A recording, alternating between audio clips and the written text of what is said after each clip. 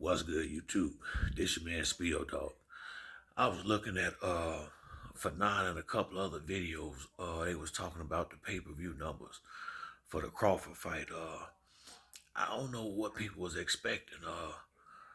It's not Terrence Crawford fight. Well, it's his fault that he ain't selling, but it's not his fault. What I mean by that is, it's not him that's making it where where the fight's not selling. It's because he ain't fighting nobody on pay-per-view.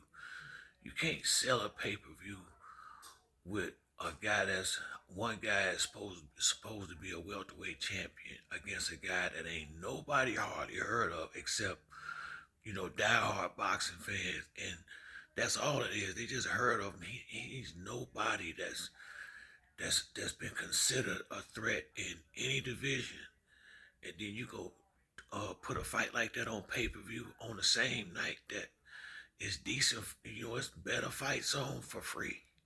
What make them think they was gonna make some money? I mean, it's just bad business. And then when you got a guy that's supposed to be a champion, but he not willing to fight, the guys, the number one and number two and his mandatories, and he just picking guys that he know he gonna beat. You can't sell that. You can't sell that. You gotta have real competition to sell these fights like that. If you look at since Errol Spence, let's just go down his pay per view fights. The first one was Kell Brook when Kell Brook had only lost one fight to Triple G. Then after that, he fought Mikey Garcia on pay per view, an undefeated champion. With a big following, big Mexican following. Then he fought Sean Porter, a big name, one of the top fighters in the division. Then he fought Danny Garcia, a big name, two division champion. Uh, then he fought Urdanis Ugas, who was at that time he was the champion of one of them belts Earl got. Plus, he was an Olympic medalist. I think he got the silver medal or something like that in the Olympics. These is real, these is real fights with people who's known, and people that's beating good fighters on TV that everybody know about. You can't go pick guys that got a built up record and say, okay, well, he's 25 and 1 or something like that, but don't nobody know. But none of these dudes, this guy don't fall, ain't never seen him fight before, and you gonna throw that on pay per view, and you ain't gonna make no money like that. You're not gonna make no money like that. This is why I say, his fans are delusional. They don't pay for the fights, it look like. And where do he negotiate from with Errol Spence? This is why I say I wish Earl would just get this boy off his mind, cause unless he gonna take whatever change, Al don't want to throw him. He don't get no fight. He is the B side. I mean, his numbers show you that this fight was for $40. This was a $40 fight now. He can't. You can't get 100,000 buys for $40, but Spence can sell a couple 100,000 buys for 70 for 80. Now, who the hell you think deserve the money for that fight? Who do you think the fans coming to see? Bud that showed you he got to be in his own home state to sell the gate out. So I mean, I ain't got nothing against him, but he is on another planet with his negotiations. And Spence is just wasting time dealing with this dude unless Spence ready to just give him some money to beat him up. And I don't think Al Heyman is gonna be part of a bad deal like that. I can't see Al stamping his name on no fucked up deal, because that's what it have to be to accommodate Bud. Spence would have to make a fool out of himself. Bud don't add. Only thing that get that belt value Bud got is Spence wanting it. That's it. He know he ain't got. This is why he won't fight nobody. This is his biggest chance to get some big money, is to keep that belt that Spence want and not lose it. So he not gonna fight nobody that got a chance on beating him, because he figure if Earl want this belt bad enough, he'll just give me 50-50 or whatever I want. If he want this belt bad enough. That's the game he playing. And Earl looked like he just might play into it because he won't leave this boy the hell alone.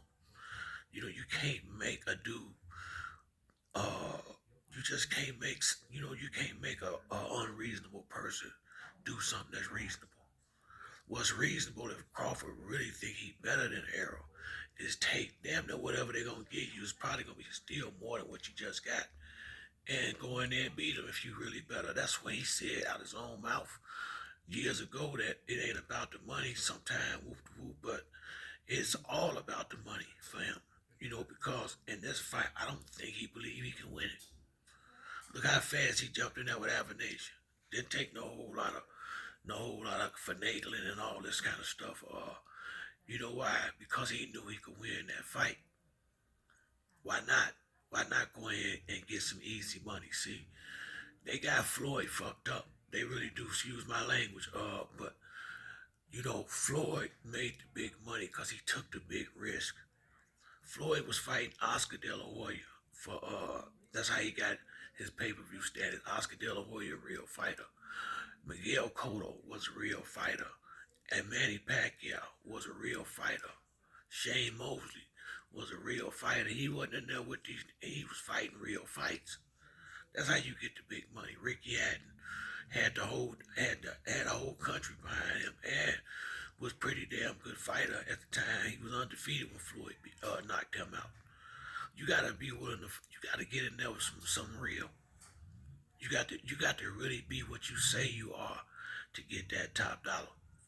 Floyd is not Fugazi. He was the real deal when he was out there fighting. Errol Spence is not Fugazi. He the real deal when he in there fighting.